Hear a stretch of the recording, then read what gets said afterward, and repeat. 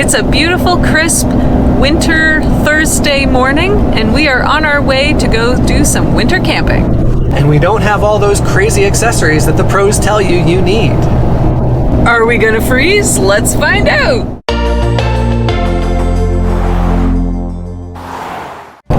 If you search for winter RVing in YouTube, you'll find hundreds of videos telling you that in order to survive winter conditions, you need to have a huge list of accessories like skirting and dehumidifiers and giant propane tanks and all kinds of stuff. So we want to test our current setup and see if we could actually benefit from buying any of these accessories that they talk about. If any of them. But wait, before going out in the snow, we've got to make sure Benny's ready as well. So I'm making him a pet jacket to keep him warm on our snowshoeing adventure.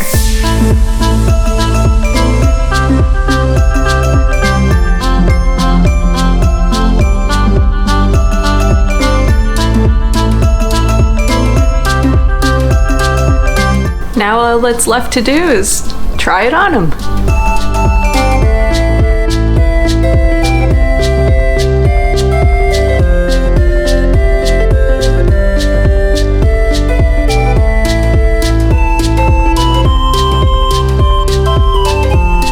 So overall, not a bad first attempt. There's definitely some adjustments I'll make if I make a second one. I think it looks okay. I think he'll be warm.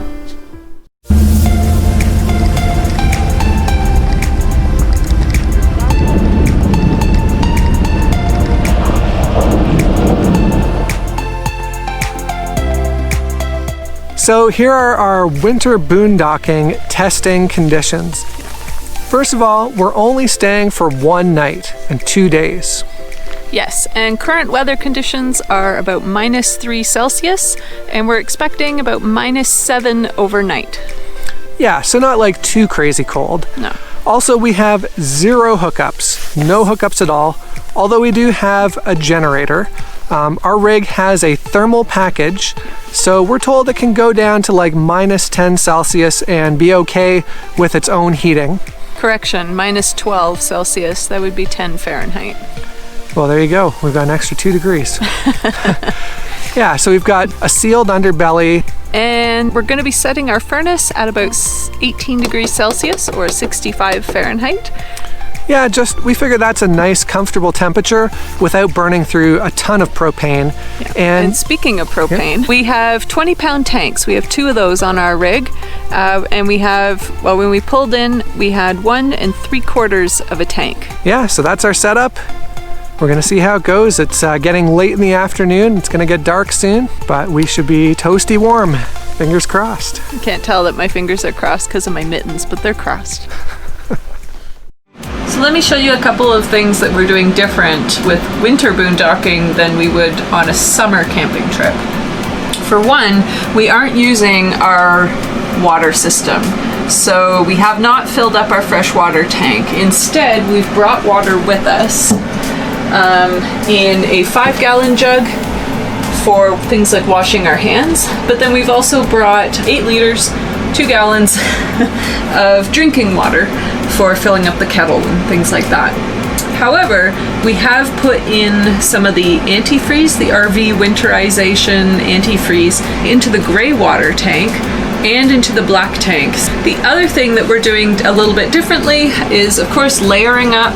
I've got my hat on, I've got my fleece onesie on, and eating lots of hot foods, drinking hot beverages, just to stay warm on ourselves so that we don't have to crank the heat with the furnace and waste a ton of propane.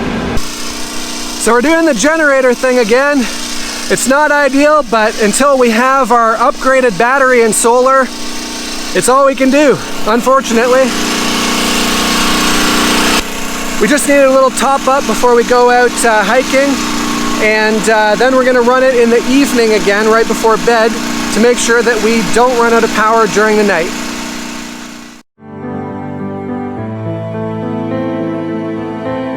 So how did we do?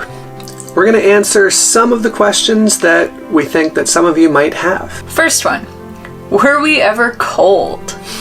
And I was not. Yep. This is going to be one of those questions where our answers are a little different. Yeah. I don't really get cold. It has to be below freezing for me to get cold, and it was well above freezing inside the trailer. Yeah. For me, my feet were a little bit cold on the floor, around the floor area, even with my slippers. Then at night, part of my face would get a little bit cold, but the rest of me under the blankets, oh my gosh, I think I got too hot under the blankets. Yeah, and with the heating, we had a slight change in plans. It was about 2 a.m., and to me it sounded like the heater was just going on and on and on and couldn't keep up. It was running solid for over half an hour.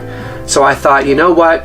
Maybe I should just put it down a little bit more. We're sleeping, we're under the covers, we're too hot in some cases, so there's no point in just having it run and run and run.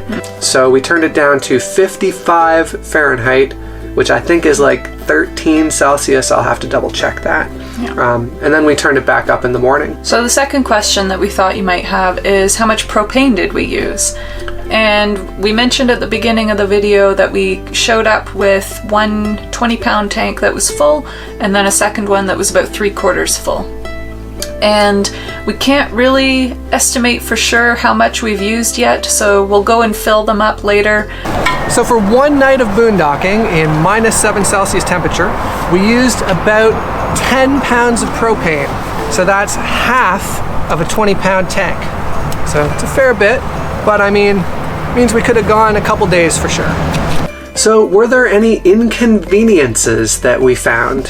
This is another question where we both differ. So for me, it was just mainly the limitations of our battery. The lead acid battery that we have is already getting close to the end of its life. So that's why we brought the generator. But it was also a bit of a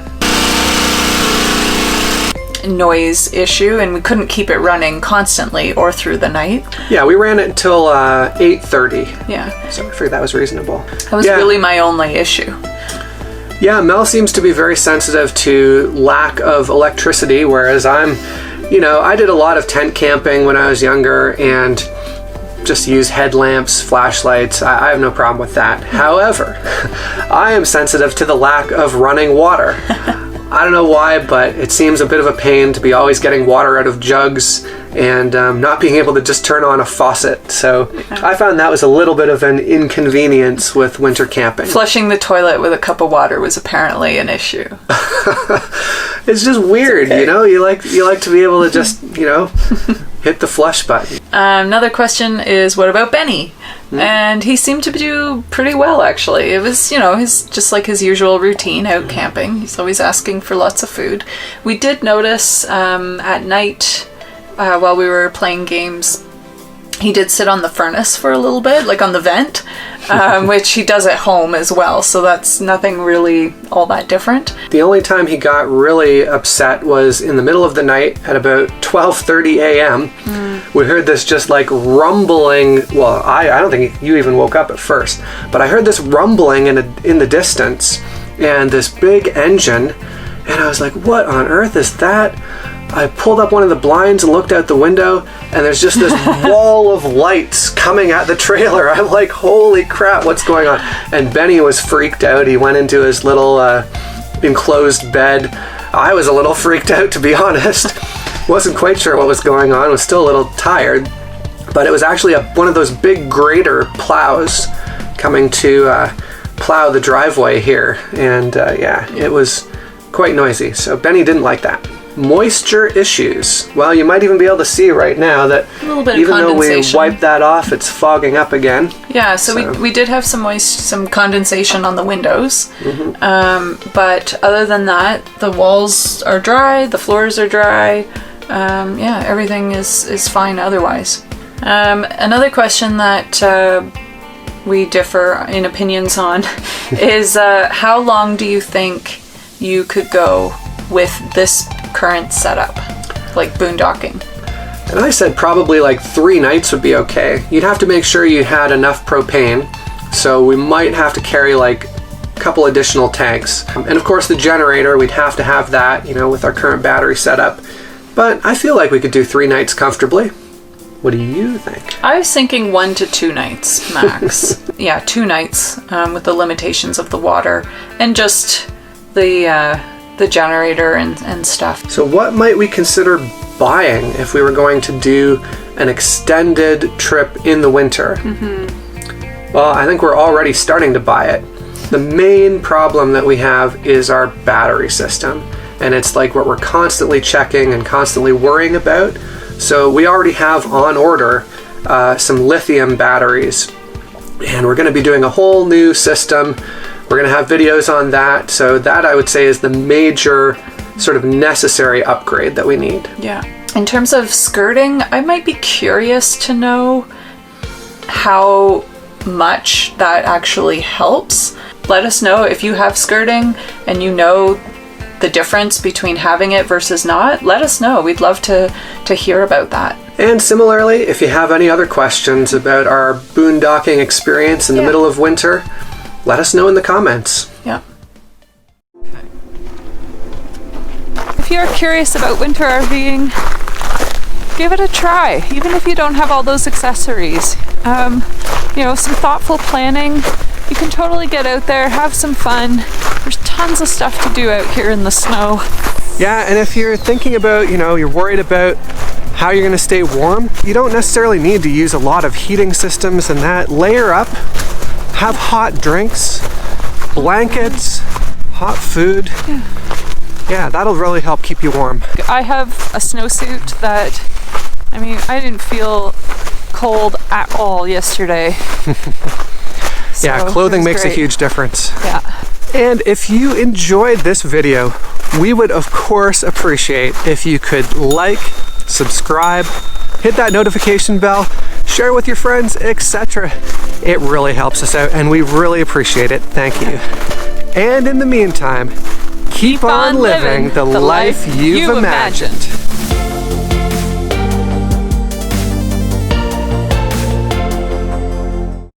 3, 2. It's a beautiful, crisp not Sunday.